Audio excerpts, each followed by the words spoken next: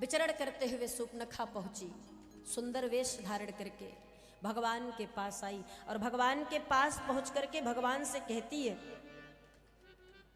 प्रभु को देखते ही सूर्पनखा कहती है, तुम सम पुरुष नमो सम नारी, यह संजोग विधि रचा विचार, ताते अब लगी रहूं कुंवारी, मनुमाना कछु तुम निहारी। महाराज सूर्पनखा कहती है कि अभी पूरे जीवन इस पूरे ब्रह्मांड में मैंने विचरण किया है प्रभु, एक जगह की बात नहीं कर रही हूं। देखे हूं खोज लोक तिहूं माही, तीनों लोक में मैंने खोजा है। क्या खोजा? मेरे अनुरूप मुझे कोई पुरुष नहीं मिला। जैसी मैं हूं, जो स्वभाव या जो भाव में रखती हूं, इस प्रकार के स्वभाव भाव को रखने वाला कोई पुरुष नहीं मिला तीनों लोकों में। सूर्पनखा किस लिए भगवान के पास आई है जानते हैं? हमें यह पता है? नहीं? अरे कुछ तो कहो हाँ या ना। नहीं मालूम सूर्पनखा क्यों आई है? हाँ मालूम है किस लिए? हाँ शादी करने आई सूर्पनखा। अरे तो बैंड बाजा बारात तो आया ही नहीं है, अकेले चली आई शादी करने। आपको भी लगता ब्याह करने आई है? हाँ आप भी बोलिए, अकेले अकेले मैया को दोषी बना दोगे अगर गलत हुआ तो? साथ में आप भी शामिल रहिए, बताइएगा जरा सूर्पनखा किस लिए आई थी? आपके हिसाब से ब्याह करने आई थी? नहीं पता? मैया कह रही और का करे यार। सूर्पनखा भगवान से ब्याह करने नहीं आई थी, ये गलत जानते हो आप। सूर्पनखा आते ही भगवान से कहती है कि मेरा ब्याह हो चुका है। आते ही परिचय दे रही है, तुम सम पुरुष न मोसम नारी। पहले यही कहिए पहुंचते ही। नारी किसे कहते हैं? छोटी छोटी बालिकाओं को, जिनका ब्याह नहीं हुआ उनको नारी कहते हैं? नहीं ना, जिनका ब्याह हो जाता है उन्हीं को तो नारी कहते हैं। और पहुंचते ही वो पहला परिचय अपना दी है तो यही कहती है कि तुम सम पुरुष न मोसम नारी। नारी का मतलब भगवान से कहना चाहती कि मेरा ब्याह हो चुका है। अगर ब्याह का प्रस्ताव रखने आती तो क्या वो पहले बताती कि हम ब्याहित हैं, मेरा ब्याह हुआ है? लेकिन फिर बाद में कह रही ताते अब लगी रहूं कुंवारी। पहले कहती है कि मैं नारी हूं, फिर कहती है कि मैं कुंवारी हूं। अब आप बताइए, पहले नारी की कुंवारी? हाँ जोर लगा के बोलिए, पहले नारी? हाँ बाबूजी पहले नारी, हाँ कुंवारी? एक बोलिए ना, कोई नारी कह रहे हो, कोई कुंवारी कह रहे हो। अच्छा ऐसा कर लो, जो नारी जिनको लगता है कि पहले नारी, वो तो नहीं हाथ उठाइए। नारी वाले और कुंवारी वाले। अब 2-4 नारी में उठाई हैं और 2-4 कुंवारी में, और संख्या कितनी है? पक्की बात है, पहले नारी की कुंवारी। आप में से किसी को कुछ बताना है, नारी होती कुंवारी होती है? हाँ कुंवारी ना कहिए, कुछ तो नारी भी कह रही हैं। अब गड़बड़ हो जाएगा। बात तो एक ही सही हो सकता है, या तो नारी या तो कुंवारी। एक तो इसमें से गलत है, चाहे कुंवारी वाले गलत हो चाहे नारी वाले। और बाबा कह रहे हैं, पहले कह रहे हैं, बाबा की चौपाई में पहले आया है तुम सम पुरुष न मोसम नारी। फिर एक चौपाई है, उसके बाद कहते ताते अब लगी रहा कुंवारी। तो पहले क्या है? सब नारी। कथा आगे बढ़ाएं। अब कुंवारी कोई नहीं रह गया ना, कुंवारी की तरफ से, सब नारी की तरफ से। सब गलत हो महाराज, अपने पर विश्वास नहीं है।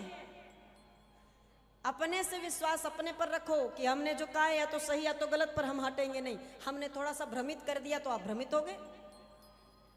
ध्यान रखिए, हमारे यहाँ पहले कुंवारी होती हैं फिर नारी होती हैं, ये आपके घर में होता है, फिर कैसे गलत बोल रहे महाराज। बिटिया पहले कुंवारी होती है और ब्याह के बाद, यही तो पूछ रहे थे, कौन सा कठिन प्रश्न पूछ रहे थे। तो जो नारी कहे वो गलत है और जो कुंवारी कहे वो,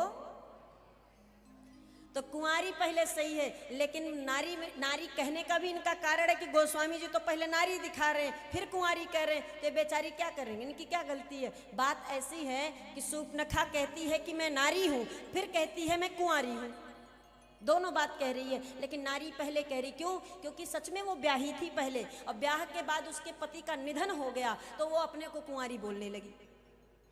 अब ब्याह के बाद अगर पति का निधन हो जाए तो क्या कोई कुंवारी हो जाएगा? हमारे भारत की पद्धति के अनुसार, संस्कृति के अनुसार संभव नहीं है। लेकिन सूर्पनखा कौन है जानते हैं? सूर्पनखा रावण के बहिनी, दुष्ट हृदय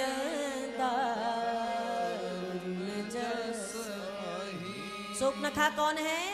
रावण की बहन है। और रावण कहाँ का राजा है? लंका का। और लंका हमारे भारत का नहीं है, हमारे भारत भूमि में लंका नहीं, लंका तो दूसरा देश है और भारत दूसरा है। तो ये दूसरे देश से आई है। हर देश की अपनी अपनी पद्धतियां हैं, नियम नियमावलियां हैं, लेकिन भारत जैसा कहीं नहीं है। भारत इसीलिए महान कहा जाता है, पूजित होता है, क्योंकि इसकी संस्कृति सबसे अलग है महाराज। यहाँ पहले कुंवारी फिर नारी, और जो एक बार नारी बन गई तो वो कदाप जीवन में किसी भी अवस्था में कुंवारी नहीं हो सकती। लेकिन विदेशों की रीति को देखिए, कभी नारी कभी कुंवारी, कभी नारी कभी कुंवारी, बुढ़ापे तक वो नारी कुंवारी होती रहती है। आज ब्याह की, कल नहीं बना, झगड़ा हो गया या कोई बात हुई, नहीं सोच नहीं मिल रहा है या बढ़िया संबंध नहीं चल रहा, चलो भाई तुम अपना देखो हम अपना देखें, डिवोर्स दे दो। डिवोर्स देते ही फिर कुंवारी, फिर दूसरा वर ढूंढते हैं, फिर ब्याह करते हैं, और बुढ़ापे तक ब्याह चलता है महाराज। पर भारत की संस्कृति में ऐसा नहीं है। एक बार अपने मन से यदि कोई बालिका, कोई स्त्री, कोई महिला, कोई लड़की अगर हृदय से किसी को अपना वर मान ली तो फिर कोई वरमाला पहनाए फर्क नहीं पड़ता, वो जीवन पर्यंत उसी को अपना पति मानती है और उसी की अर्धांगिनी बनकर जीवन बिताती है। ये हमारे भारत की संस्कृति है। इसलिए वो पहले नारी कह रही है। सूर्पनखा का विवाह हुआ था, उसके पति का नाम कल्प ली, और लेकर के कहती है कि रावण, जिस तरह तूने मेरे संसार को उजाड़ा है ऐसे ही मैं तेरे संसार को उजाड़ूंगी। भले मुझ में अकेले क्षमता नहीं तुझे मारने की, तुझे दंड देने की, लेकिन एक समय ऐसा आएगा, इस लंकापति के, इन राक्षसों के विनाश का कारण सूर्पनखा बनकर आएगी। सारी संसति का विनाश कर दूंगी, तेरा संसार उजाड़ कर रख दूंगी। ऐसा संकल्प सूर्पनखा ने मन में लिया और तीनों लोगों में खोजना शुरू कर दी कि मेरे जैसा ऐसा कौन है जो रावण का विरोधी हो। टीम बनाएगी अपना तब ना लड़ेगी, अकेले रावण से कैसे जीतेगी। लेकिन जगह जगह जाती रही, आकाश पाताल देवलोक हर जगह गई, रावण के नाम से सब भयभीत दिखते उसको। जैसे ही रावण का नाम लेती डर के मारे कांपने लगते। सूर्पनखा विचार करती कि जब कोई मेरे साथ तैयार नहीं होगा तो कैसे मारेंगे हम रावण को, या उसके संसार को कैसे उजाड़ेंगे, राक्षसों को उजाड़ कर कैसे फेंकेंगे। और जैसे ही सूर्पनखा को ये पता चला कि पंचवटी में कोई ऐसा आया है जो संकल्प लिया है। क्या संकल्प लिया? निश्चर हीन करो मही भुज उठाई प्रणकीन, सकल मुनिन के आश्रम नहीं जाई जाई। भगवान श्री राघव सरकार ने संकल्प लिया है। क्या संकल्प लिया? इस धरती से समस्त राक्षसों का अंत कर दूंगा, एक राक्षस नहीं बचेंगे। और सूर्पनखा ने क्या संकल्प लिया है? इस धरती से रावण की पूरी संसति का विनाश, पूरा संसार उजाड़ दूंगी। और रावण का संसार राक्षस ही तो है।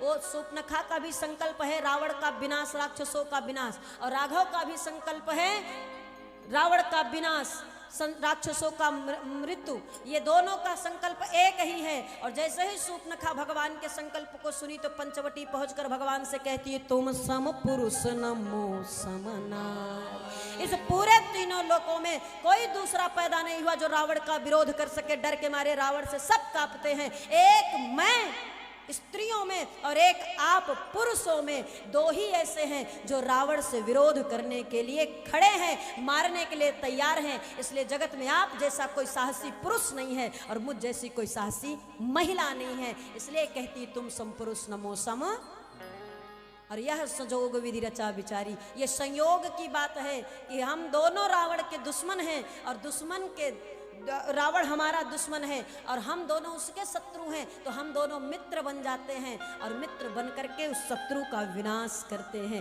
शूर्पणखा ब्याह का प्रस्ताव लेकर नहीं आई। शूर्पणखा अपनी विपत्ति को भगवान को बताकर कहती है कि मुझे माध्यम बना करके उस रावण का सर्वनाश कर दीजिए, क्योंकि रावण को मारने के लिए राम को कारण चाहिए। अकारण राम किसी को नहीं मार सकते। अकारण आप किसी को मार सकते हो? अनायास चलते रास्ते किसी को थप्पड़ मार पाओगे?